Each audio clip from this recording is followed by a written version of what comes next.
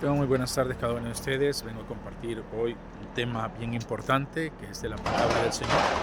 Y la palabra nos habla de que si nosotros procuramos el bien, hacemos el bien, pues ¿qué podrá estar en contra de nosotros? Porque cuando usted y yo hacemos las cosas bien delante de Dios, pues Dios está delante de vosotros. Y cuando vosotros estáis delante de Dios, pues Dios es el que ha hallado gracia entre vosotros y entre los hombres. Porque el mismo Espíritu Santo es el que da la relación, una buena relación entre Dios y los hombres. Por esa razón es la que usted y yo debemos de entender y comprender lo que la palabra del Señor nos dice a cada uno de nosotros. Hoy quiero que vaya conmigo a la palabra del Señor. Estamos predicando y del aire libre para que usted pueda no solo escuchar la palabra del Señor, sino también conocer un poco del sector donde vivimos, España, transmitiendo para el mundo la palabra del Señor. Y como nos dice la palabra en Primera de Pedro, capítulo 3, versículo 13, nos dice de la siguiente manera. Primera de Pedro, capítulo 3, versículo 13. ¿Y quién dice es aquel que os podrá hacer daño si vosotros seguís el bien? ¿Quién es aquel que podrá hacer daño si vosotros seguís el bien? Ahora, ¿por qué la palabra nos dice esto? Porque siempre el bien vence al mal. Porque si vosotros hacéis el bien, pues vosotros sabéis de que Dios está con vosotros. Y si Dios está con vosotros, ¿quién contra vosotros? Por esa razón es que nosotros venimos a vosotros hoy a compartir vuestra palabra, para que esta palabra llegue a cada uno de vuestros oídos y retengan y comiencen a ponerse a cuenta con Dios. Tratando de buscar la voluntad de Dios, tratando de hacer lo que Dios nos enseña a cada uno de nosotros. Por esa razón es que nosotros venimos hoy y nos acercamos y decimos, pues busquen el bien, busquen el bien. Y el bien lo encontramos en la palabra del Señor por medio de nuestro Señor Jesucristo. Por eso nos habla y nos dice, ¿os podrá hacer daño? Nadie puede hacer daño. Pero lo que pasa es esto, el bien a veces no persiste en nuestras vidas. No persiste en nuestro corazón. Bueno, a veces nosotros intentamos hacer lo bueno, nos esforzamos por hacer lo bueno, pero las cosas no nos salen bien. Entonces ahí es donde nosotros venimos y decimos, pero si las cosas no me salen bien y hago el bien, entonces pues ¿qué hago? Simple y sencillamente, primer punto, buscar a Dios en oración. Segundo punto, buscar en tu interior si hay algo que está malo en tu vida. Tercer punto, tratar de ver nuestra relación delante de nuestro Dios y delante de los demás. Porque haz con los hombres lo que quieres que hagan contigo. Porque si nosotros siendo buenos y vuestro Padre siendo bueno, dice que no nos dará una piedra cuando pedimos pan. Ahora, cuando usted y yo comenzamos a ver esto, comenzamos a entender esto y analizar esto, nosotros comenzamos a ver que verdaderamente Dios está con nosotros, que verdaderamente Dios está haciendo las cosas por cada una de vuestras vidas. Pero a veces nosotros no entendemos o no comprendemos lo que Dios quiere hacer con nuestras vidas. Por eso hoy Dios te dice esta palabra: podrá hacer daño los que tienen el hábito de hacer bien a otras generaciones, generaciones generalmente son tratados con bondad. Ahora, si usted y yo hacemos bien, la bondad llegará. Pero a veces nosotros lo que esperamos es y buscamos es la bondad del hombre. No busques la bondad del hombre, busca la bondad de Dios, porque Dios es el que está con vosotros. Dios es el que está haciendo las cosas que tú no has podido hacer. Tú solo pones parte de ti y se llama bondad, y la gracia de Dios viene sobre ti y la misericordia de Dios llega por medio de ti a otras personas, mi estimado, mi estimada. Por esa razón es que ahora debemos de entender y comprender lo que nosotros debemos de hacer delante de la presencia de Dios. Por eso dice el versículo 13, ¿y quién es aquel que os podrá hacer daño si vosotros seguís el bien? Nadie. ¿Por qué? Porque si nosotros seguimos el bien es porque tenemos a Cristo Jesús en nuestro corazón. Y cuando Cristo Jesús está en nuestro corazón, Él está para ayudarnos, Él está para restaurarnos, Él está para levantarnos, Él está para hacer las cosas que nosotros no podemos hacer. Por esa razón es que tú y yo debemos de entender y comprender que lo que nosotros estamos buscando es el bienestar para nuestras vidas y el bienestar para las vidas de los demás. Y esto es lo que a veces nosotros no entendemos y no comprendemos entendemos que las cosas cuando nosotros las hacemos bien siempre habrá alguien que diga que están mal, pero lo importante es tu relación con Dios, lo importante es que tú estás bien con Dios, lo importante es que tú estás buscando a Dios y tu relación está creciendo con Dios. ¿Por qué? Porque cuando crece con Dios, crece en gracia para con los demás, y esto es lo que tú y yo debemos de ver en cada una de nuestras vidas. Por esta razón es que nosotros debemos de tratar de buscar una solución a nuestras vidas. ¿Y cuál es la solución? La solución que nosotros encontramos en nuestras vidas es Cristo Jesús. Para toda situación, Cristo es la solución. No lo olvides. Versículo 14. Mira lo que dice el versículo 14. Más también dice, si alguna cosa, dice, padecéis por causa de la justicia, bienaventurados sois. Si alguna cosa padecemos por ser justos. Ahora, ¿qué es la justicia? La justicia de Dios en nuestras vidas. Hemos sido justificados, hemos sido perdonados, hemos sido restaurados. Pero el problema está y radica en que nosotros no creemos en la restauración de Dios, en que nosotros no creemos en lo que Dios ha hecho en cada una de nuestras vidas, en que nosotros no confiamos en lo que Dios está a punto de hacer en mí, en ti y en los demás. Por esa razón es que yo te invito, abre tu corazón, abre tu mente, abre todo. ¿Para qué? Para que sea Dios obrando, para que sea Dios glorificándose, para que sea Dios haciendo cosas grandes y maravillosas sobre tu vida. Hay cosas que nosotros no entendemos, hay cosas que nosotros no comprendemos, pero debemos de poner de nuestra parte en oración, en reconciliación, en comunión y dejar hablar a Dios un poco a nuestras vidas. Ese es el problema, que nosotros no dejamos hablar a Dios en nuestras vidas. Cuando nosotros dejamos hablar a Dios en nuestras vidas, nosotros comenzamos a entender el primer versículo, que es el versículo 13. ¿Y quién es aquel, dice, que os podrá hacer daño? Por más que vengan y hablen contra ti, por más que tiren dardos, por más que vengan y digan que las cosas no son correctas, Dios siempre te hará ver y enseñará que lo que tú estás haciendo es correcto. Cuando comiences a ver tu bendición, cuando comiences a ver que Dios comienza a obrar por medio de tu clamor a favor de los demás, a favor de vuestras vidas. Y esto es lo que a veces nosotros no entendemos y no comprendemos. ¿Por qué? Porque no damos el tiempo a Dios y no le damos la oportunidad a Dios para que Dios comience a obrar sobre cada uno de nosotros. Por esa razón es que yo te digo ahora, mi estimada hermana y hermano, ponle atención a Dios, préstale atención y verás que las cosas buenas vendrán a tu vida. Y por eso nos enseña Dios el Señor. La evidencia textual favorece el texto. Cristo es el Señor, lo cual identifica al Señor Jesús y a Jehová, según el texto de Isaías en Primera de Pedro 8:13. ¿Qué es lo que nos dice Primera de Pedro 8:13? Nos enseña a cada uno de nosotros lo que debemos de hacer y comprender delante de su presencia. Amén, delante de su presencia. Cuando usted y yo entendemos esto, en Isaías 8:13, que nos dice de la siguiente manera: y Jehová de los ejércitos, a él si se santificad, fue vuestro temor y él sea vuestro miedo. Amén, vuestro temor y vuestro miedo. A Él santificad, a Él buscad. No importa lo que los demás digan, no importa lo que los demás vengan a decir delante de ti o en contra de ti. Si Dios está con nosotros, ¿quién contra nosotros? Pero nuestro temor sea a Él. Nuestra gracia sea delante de Él. Mire, el problema está en esto, que nosotros venimos y mostramos misericordia a los hombres, pero no mostramos misericordia a nosotros mismos.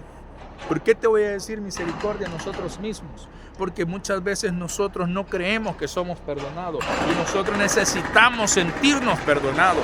Nosotros necesitamos sentirnos restaurados. Habla con tu alma, dígale: alma, restáurate, alma, perdónate, alma, levántate, alma, adora a Jehová. Por eso decía el salmista David: alma mía, alaba a Jehová. Entonces usted y yo debemos de hablarle a nuestra alma. Cuando usted y yo le hablamos a nuestra alma, nosotros comenzamos a entender y a comprender tantas cosas. ¿Por qué? Porque el oído de Dios se abre para escuchar su clamor, para escuchar su adoración. Por esa razón es que usted debe de abrirse delante de la presencia del Señor. Por eso es lo que Dios nos enseña a cada uno de nosotros. Vuelvo y repito, a Jehová de los ejércitos, a Él santificad, a Él. Santifíquelo, búsquelo, adórelo. Está pasando problemas, adore. Está pasando dificultades, adore. Está pasando escaseces, adore. Está pasando enfermedades, adore. Yo le voy a decir algo, porque sobre todas estas cosas Dios es misericordioso.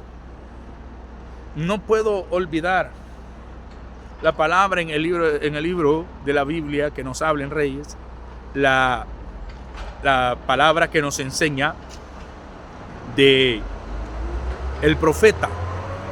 ¿De qué profeta está hablando? ¿De qué profeta nos está enseñando? De Elías. Hermanos, Elías no era un hombre temeroso, se había matado a los profetas de Baal. No le tenía miedo a esa mujer. Dios puso temor en él porque Dios ya había visto una necesidad en otra persona. Una persona que quizás temía a Dios, clamaba a Dios y decía: Dios, este es mi último almuerzo, este es mi última cena, este es mi último desayuno, esto es lo último que voy a hacer, mi hijo y yo vamos a morir, Señor. Haz algo, por favor.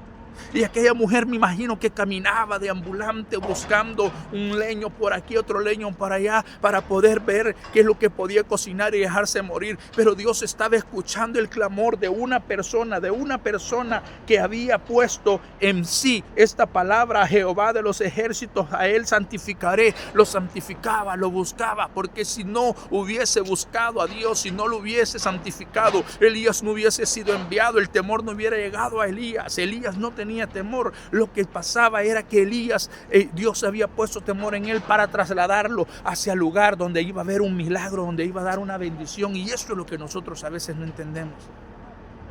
A veces nosotros decimos: Dios, es que Dios no me oye, no, es que Dios no me escucha, no, es que Dios no está conmigo. Hermana, hermano, Dios está contigo. Hermana, hermano, Dios no está contigo, Él no te ha abandonado. Él está pendiente de ti. Está pendiente de tu oración, está pendiente de tu clamor.